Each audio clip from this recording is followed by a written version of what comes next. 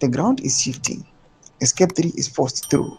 Vice President Chiwenga sees support is swelling. Zarabina Mashkobla Nyugachenzi, Chiwenga support explodes. Force Escape 3. Grow Chiwenga. Why the more they push, the stronger he gets. Don't subscribe or like or turn the bell icon. Stibira pangwa hilo mashuka tuna kuti vipi Chiwenga patoni kwa kwenzi ndiye the person anokonza kagadzirwa Cap 3 kuti akwanise kuavoidwa nekustopiwa from assuming power. Pangwa inoitona kuti vanoramba vachiwedzera maprovisions nekuti aitena Cap 3 vipi Chiwenga will be gaining popularity and power. Makomichi anobudanyira chiti from Masvingo to Harare to the rural areas.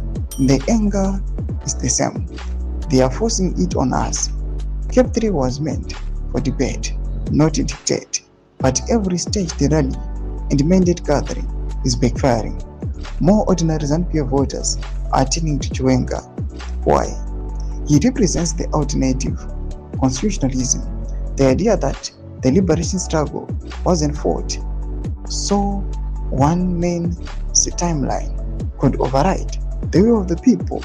Cap 3 is now seen as the 2030 vehicle that has split the party, where veterans who feel disrespected, cadets sidelined for speaking out, and citizens who want the rule of law.